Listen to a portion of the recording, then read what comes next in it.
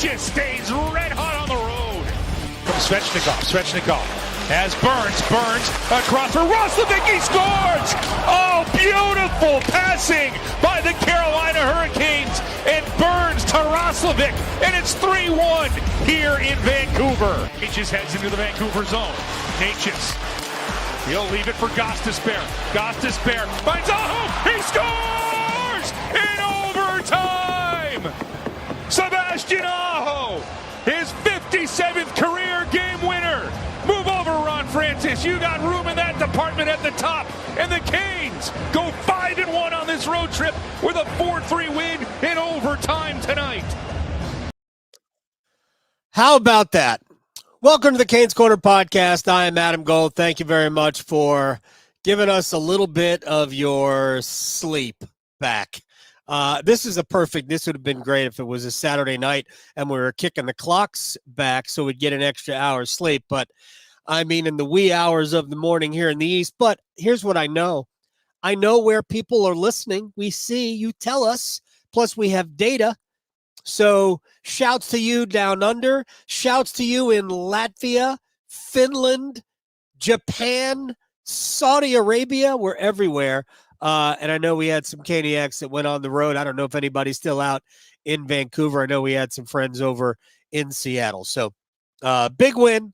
We won't be here forever. We're trying to keep these about 30 minutes and give you – that should be enough time to walk the dog in the morning too, if you're getting us like normal people listen to podcasts. I know we love getting together here live. And doing this on YouTube, so you get to see me and my back porch. But I know most people do listen through regular podcast means, and you're walking your dog, or you're driving to work, or you're picking the kids up from soccer, wherever you are. Thank you very much for enjoying it. Rate, review, share, like, distribute, tell your friends, anything you could do to get the word out and help us expand the Canes, the Caniac family. It's not about growing the podcast, it's about growing as a community, he says. We're brought to you by the Aluminum Company of North Carolina. If it's for the exterior of your home, it's right down there in the lower right-hand portion of your screen. You can get it at the Aluminum Company of North Carolina. Best customer service in the industry. All right, we're going to do two different things here, see if we can get it all done. First thing we're going to do is we're going to go through the game. Probably spend less time on the game, although there was a lot there. And then we're going to just take stock of where we are 1/10 into the season, roughly. 8 games.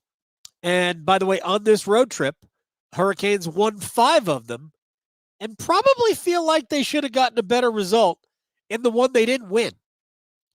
Played much better than a 4-3 loss.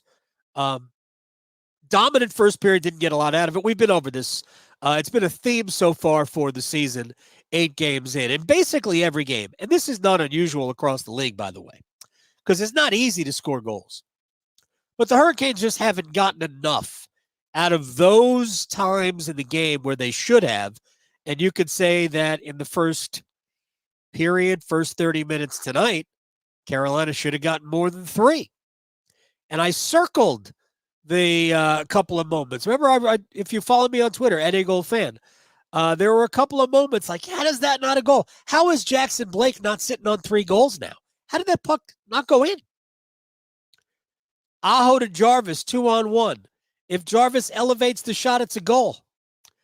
Aho's pass wasn't great across, but if Jarvis gets any elevation at all in the shot, it's a goal. But he didn't. And Kevin Lankin had played incredibly well. Joey Decord played well in Seattle, just to keep that 3 goals he allowed. Canes got the 4th on the Dmitry Orlov long-distance empty netter. All right, so let's go through the game quickly. First thing is a superb first period. And I know I talked about it with Walt in the first intermission, Walt Ruff, Hurricanes.com, content maestro. And I'm pretty sure that every game on this road trip Carolina dominated the play in the first period. Even in Edmonton, where they trailed 1-0. They should have had 2 or 3 goals in the first period and got nothing. They were great in Pittsburgh in the first, great in St. Louis, Edmonton, Calgary, Seattle. I mean, just dominant starts to these games. Scoring chances, puck possession, stingy defensively. Trying to think where they gave up a goal. I think they certainly gave up a goal tonight in the first period. They might have, no, I don't think they gave one up in Pittsburgh, not in St. Louis. So I think Edmonton and tonight were the 2 places they gave up first period goals, if I am not mistaken. So just dynamite starts to games. It's always easier. I mean, it's just even probably too dumb to even say out loud. Yeah, getting off to a good start helps. Although, before the road trip began, the Hurricanes were 0-2 when scoring first. Well, I guess it wasn't before the road trip began. Before the Edmonton game, the Hurricanes were 0-2 when scoring first. Because they scored first against Tampa and they scored first against St. Louis and lost both of those games. So maybe they didn't want to start fast. Obviously you do. But great opening period. The 2 goals were dynamite. The Drury pass across to Carrier. Yes, Jackson Blake just kind of brushes the puck. Like he put a little olive oil on it. I don't know. He just slowed it down, created a hair of friction, and Carrier just rifled it over the blocker of over the glove, not blocker, over the glove of Kevin Lankinen. At first look, it looked like it went through the glove. It was hit that hard. That makes it 1-0.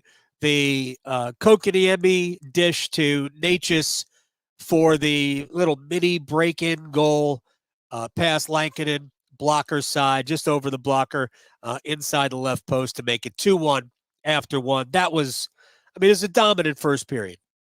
And a great start to the second on the Jack Roslovic goal. And then the Hurricanes had that back-to-back penalties with overlapping 5-on-3. I didn't like the first part of that power play, but I thought the 5-on-3 generated chances. There were a couple of really good saves in there by Lankinen. And then they didn't get anything out of the second part of that power play. And then, which is weird, and we'll talk about Kochetkov in a second. They didn't get they didn't get a great end to the power play, but it was good enough to say, yeah, okay, that wasn't a waste of time. And then Kochetkov made a couple of, really, really good saves. So the Hurricanes get out of the second period, still 3-1. But again, the Jackson Blake try came at the end of the second period. I believe Aho and Jarvis came in the second period. There were just opportunities to score, and they just couldn't do it. Just the weirdest thing. Seth Jarvis had maybe the Aho Jarvis chance was in the third period. I think it was. But there were chances to score. Roslovic had another one. Jarvis had a couple. Just couldn't get anything else to go. It's 3-1 entering the third, and we were. I said this. I felt the same way as I did in Pittsburgh at the very beginning of this road trip, going to the third period. That Carolina should be up by more, and because they weren't, I just didn't have a great feeling. And then the period started, and the first 4 minutes were a gong show for Carolina. They were fortunate that the Dodgers didn't score. But obviously, the Dodgers. I have World Series highlights on in front of me. Yes, they are. They're very fortunate that the Dodgers didn't score, but fortunate that the Canucks didn't score early. They got one, and then you just kind of felt it. All right, this team is just hanging on. And again, we're going to talk about the goals in a minute. Andrei Svechnikov makes 2 dynamite defensive plays during the night. After it was already 3-3, his defensive play and check on Elias Pettersson was just awesome. And he earned my first star of the game on the defensive side of the puck tonight. Andrei was impactful in all ways. And hopefully the goals will come. Hopefully he'll be the forward that gets 30, 35, 40 goals a year. Because we all think it's there. But at some point, if he's not doing it, maybe we're wrong. But he still impacts the game in a lot of different ways. He was physical tonight. I thought he played smart. I thought he was really good defensively. And they needed him late. And then we get to overtime. By the way, Kochetkov did make a good save after it became 3-3 and after the Aho play. Not the Aho play, the Svechnikov play. But ultimately, the game goes to overtime, and then Aho wins it. 57 game-winning goals for Aho ties Ron Francis for first all-time on the franchise. Obviously, he has the record for Hurricanes game-winning goals, but franchise now tied with Ron Francis, the man who drafted Sebastian Aho in the second round in, 2015 draft. The Eichel, right? Is that the Matthews Eichel draft? I believe it is. Or was that the McDavid? I don't even know. I think it was I don't know. Who was it? McDavid? I think it was the McDavid Eichel draft. Pretty good draft, by the way. Aho in the second round. All right. So, excuse me. That's that part of the game. And we'll get to we'll kind of touch on the goals as we move through. I'm going to blend in the goals when we talk about, taking stock of the first 8 games of the season.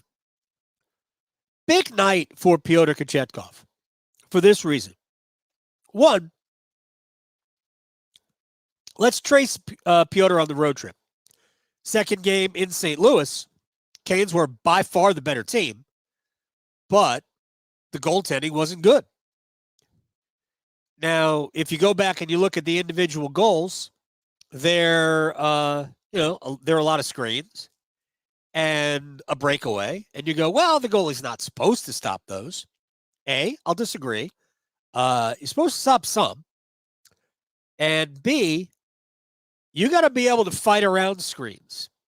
And I just thought that in that game, and it really was just, 3.5 minutes in the second period when St. Louis scored 3 times? I thought Kochetkov just accepted the fact that he was screened, and 3 goals were scored. And then deep in his net, drifting back, sort of a half-assed poke check on Kasperi Kapanen. And after the Hurricanes had done the heavy work to get back even in the game, you give the lead up. It's kind of a downer. So I kind of hang that loss, at least getting into overtime. That goes in Kochetkov. That's a 0. Goes in Kochetkov's locker. But then the game in Calgary, I thought he bounced back. It was outstanding.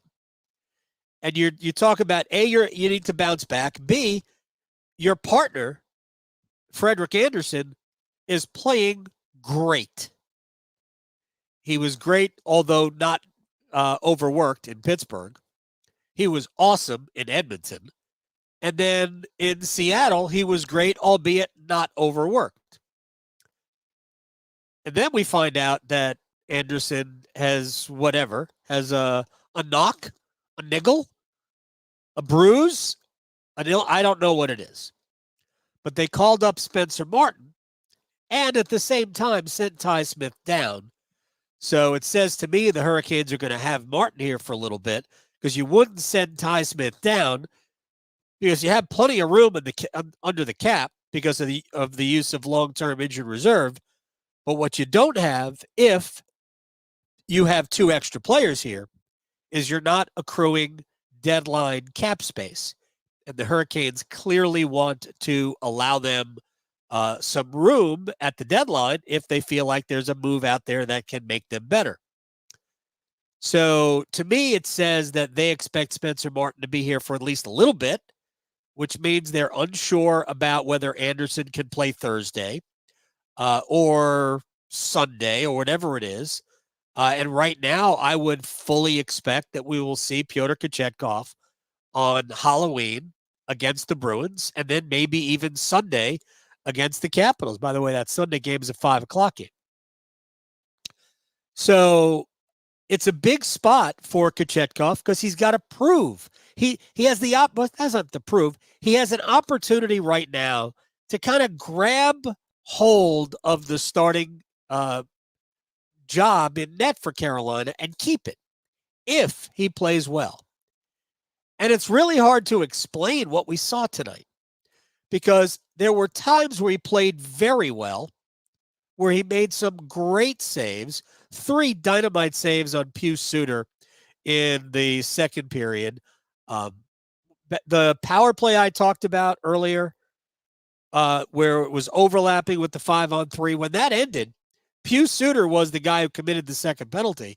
He comes out of the box, immediately gets a breakaway chance. Kochetkov stopped him on the breakaway and then a rebound attempt in the same sequence. And then, I don't know, 3-4 minutes later, Suter comes in alone again, and he stopped him. Suter ultimately got the game equalizing goal when Kochetkov was off on walkabout. So he made so many good saves. And I mentioned a little bit earlier, there was a save on Jake DeBrusk late on after it was already 3-3. So there was a lot of bounce back to his game tonight, but the bounce back was caused or needed because, God, the 3 goals were unacceptable goals. He overplays the first goal right after the Hurricanes had scored. It was like a minute 40 later. JT Miller goes wide around the net. For some reason, Kochetkov comes well beyond his post, sticks the stick behind the net. I don't know what he's trying to do.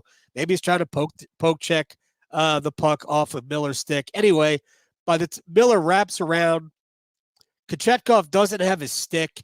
He's off balance. He ends up falling down on his rear end, and Brock Besser gets the shot in the dead slot. Kochetkov's down and out. I mean, it's just so poorly played. So he was all over the place. Then in the second period, he was great. And you thought, all right, he's settled down. But the Quinn Hughes goal, that can't go. That's not a goal that a good NHL goalie gives up. I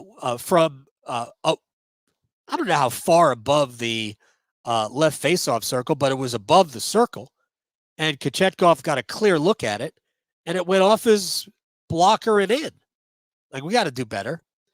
And then the third goal, why is coming out to poke check that away when Jalen Chatfield was probably going to get back in time to at least force the shooter to do it one way.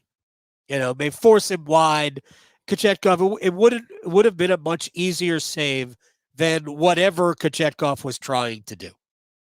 So for somebody who asked me, like, why isn't Kochetkov one of the 3 stars? I'm like, because he let in 3 bad goals.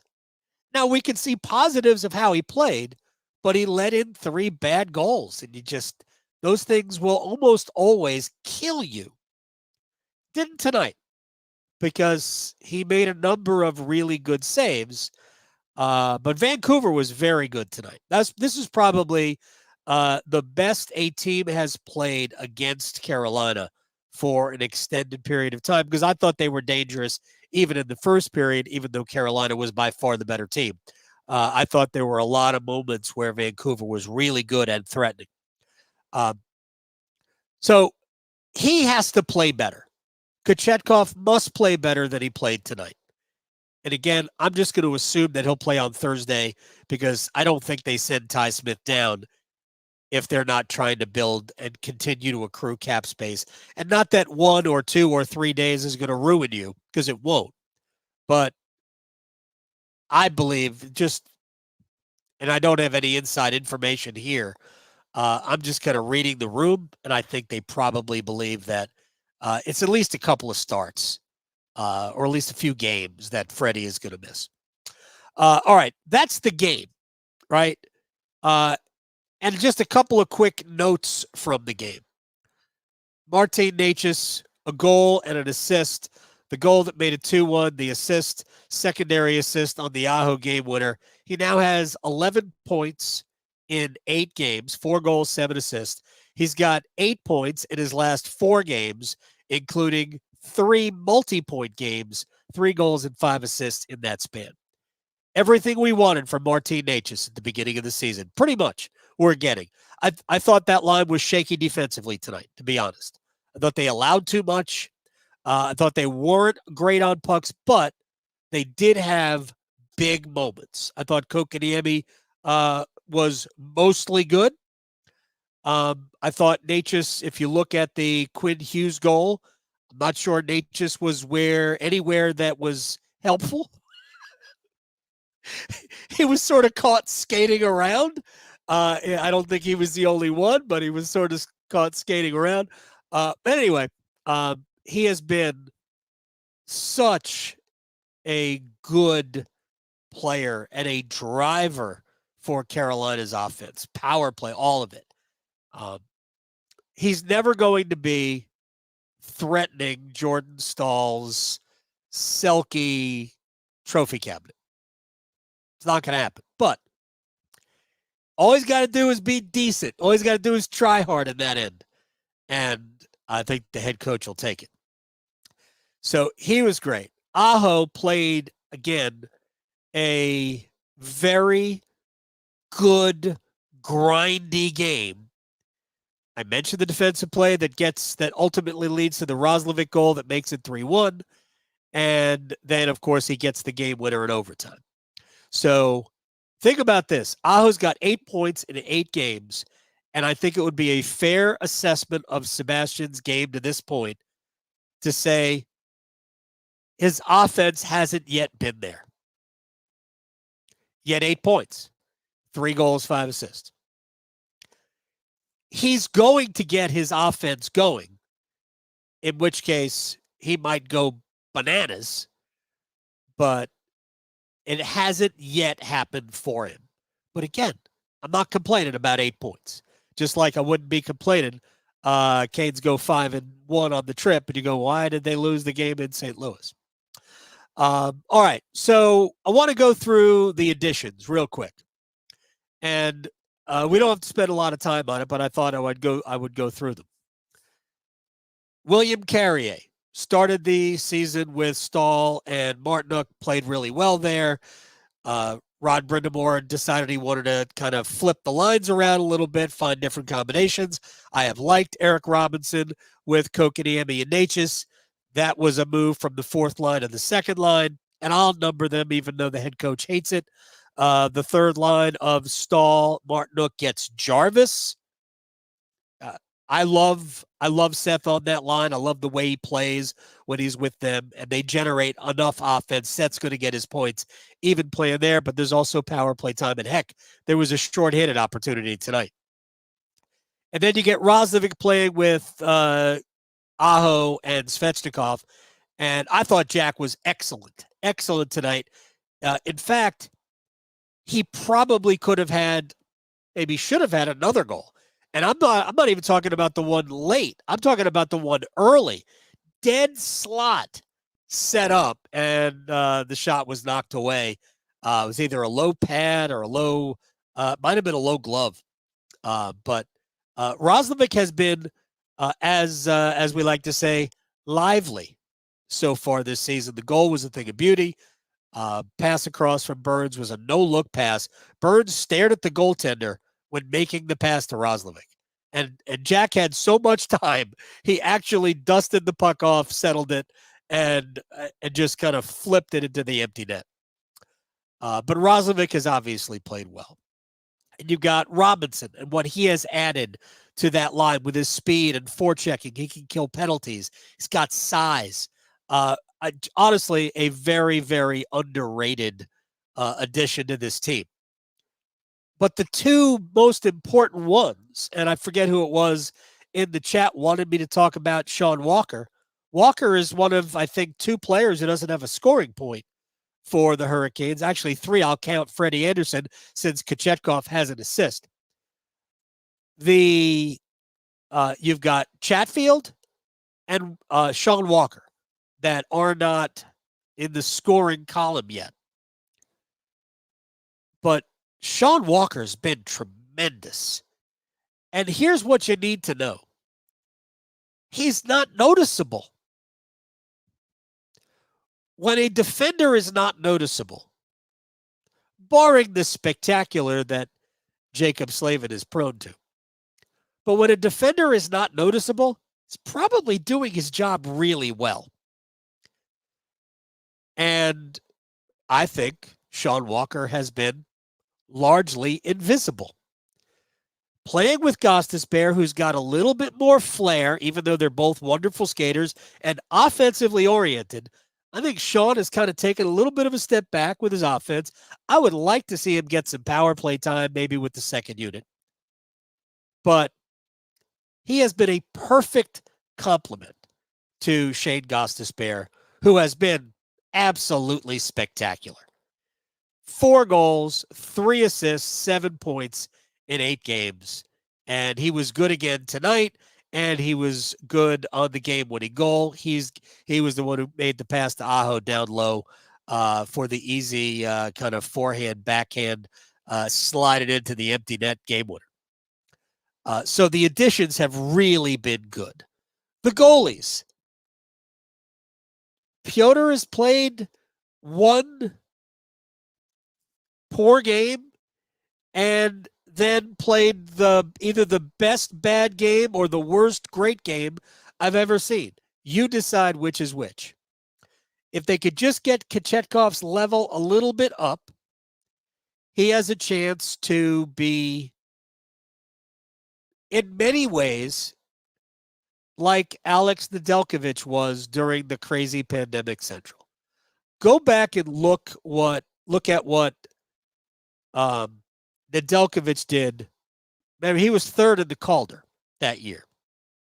He had a great year and actually was the starting goaltender in the playoffs. For the most part, was the starting goaltender in the playoffs, right? He started all the games against Nashville and then started games 1 and 2 against Tampa. Didn't allow at least 1 bad goal in each game and lost that spot briefly to Mrazek, who played a great game 3. Carolina looked like they were going to make it even in game 4, and then he fell apart late. And ultimately, the Hurricanes lost the series in 5 games. But Nedeljkovic, his play fell off in the playoffs, but he was dynamite during the regular season.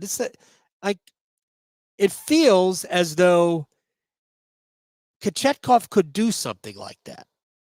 So he needs to be better. He needs to be more consistent. We can't have the pockets we have seen of crazy, weird decisions.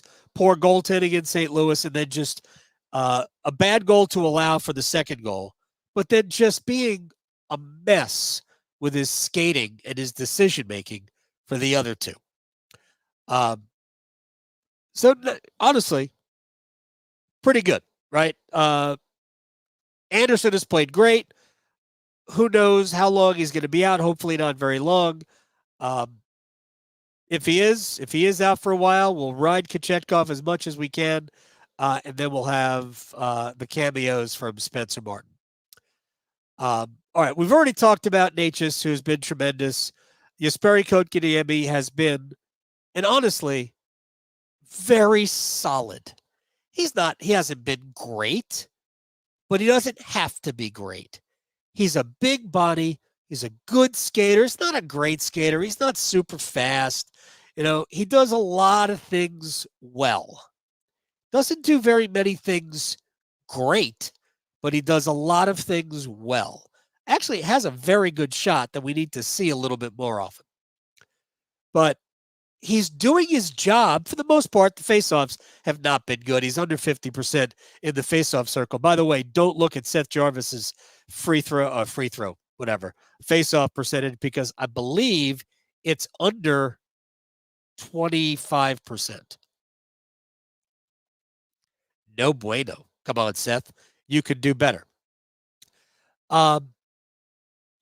But Kotkaniemi is doing his job on that line.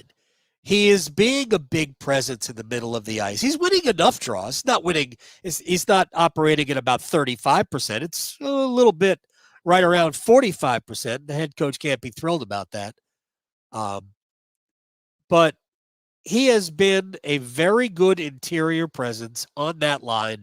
He plays a direct style, which helps. And whether Necas is playing that way because Kochetkov is playing that way, or it's because he learned that that's the way he needs to play from Martinook and Drury in the playoffs, or whatever reason. Maybe he's just listening to his head coach. He has been a lot more direct. He has been a lot more, has had a lot fewer episodes of, wow, that's really beautiful skating. He's adorable. Do you see what he did out there? And he's really just getting to the basics of playing. And if he just does that and lets his natural gifts take over, he could be similar to the player we're watching here. Now, I am not anticipating with 11 points in 8 games, a 110-point season from Martin Necas. Is that what that would be? It's 1/10 of the season, 11 points. Yeah. I'm not anticipating a 110-point season. But I don't think it's crazy to think that Necas could have an 80-point season or a 75-point season. Not at all. That's there. We're waiting for it. So, off to a great start. And then very briefly, and then we will say goodnight. Special teams, I thought they got away with the penalty kill in Seattle and maybe even a little bit in Calgary, where they were absorbing too much possession and too many shots. I think Vancouver had some good moments tonight on their power plays, but I think Carolina, for the most part, killed those power plays. So here are the numbers. The power play was 0 for 3 tonight. It is now 3 for 21 on the road trip, which is about what they are overall, between like 27% or something like that, almost 28% on the season. Take that and run. I mean, to me, anything over 25% is awesome. But the penalty kill went 3 for 3 tonight, and now it's 20 out of 21 on the road trip. I mean, that's pretty good. And the one power play goal was they got McDavided. Special teams have been good. So that's where we are, basically a 10th of the way through the season. 8 games. All right, real quick. I asked for your headline, so I'm going to give you the 2 runners-up, like the bronze medal, the silver medal, then I will give you the gold medal winner for tonight's podcast headline. Justin, you came in bronze medal territory. A Tale of Two Cooches. Now, I'm not sure we could use that on a family-friendly podcast. So that was eliminated, albeit, Justin, I did chuckle. 2, from Carolyn O. Actually, I have Hurricanes fans that I follow on Twitter, and Carolyn is one of my faves. So shouts to you, Carolyn. 10 from 12, and I've taken some editorial liberties here. 10 from 12, enough said. 10 points, 12 available, enough said. And Garrett, actually it's X-Garrett, you are my champion, finishing the road trip strong. And that's finishing with F-I-N-N-I-S-H. Finishing the road trip strong. Congratulations, Garrett. I will use it on the podcast. And that's where we will jump off. We'll do this again on Thursday night, Halloween, when the Hurricanes host the Boston Bruins. Canes, I think they play their next 4 at home. Thursday against Boston, Sunday against the Capitals. And hopefully they can keep this roll going because they're playing very well. It has been fun. Rate, review, subscribe, like, share, gift, whatever you got to do. Spread the word. Let's grow our Caniac family. I am brought to you.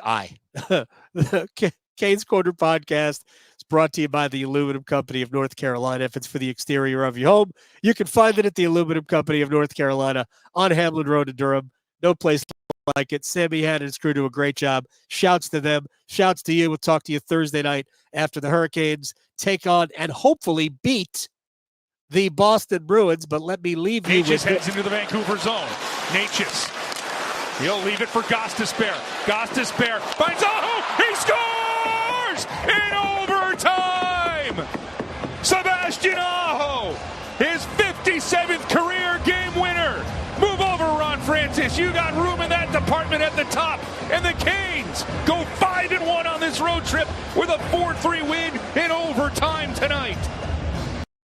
Pretty good, right? And as we sign off, let me just say hi to people in Charlotte, Bluefield, West Virginia, Singapore, from a coffee line in Singapore.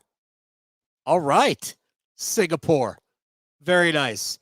Fuquay, and to our friends in, it's 2:30 in the morning, 7:30 in the morning in Latvia. That's it? It's only 5.5 hours ahead in Latvia? Or maybe it's 6 hours ahead. That's it. That's all it is in Latvia. Are you in Riga? And shouts to our friends in Asheville. I know the Hurricanes donated $50,000 to help rebuild an outdoor roller hockey rink. Asheville is one of my favorite cities. Seeing what that area has gone through is devastating. It's painful. It just sucks. I hope you guys get your lives back so soon. But thank you very much for tuning in. And we'll see everybody Thursday on Halloween from Lenovo Center.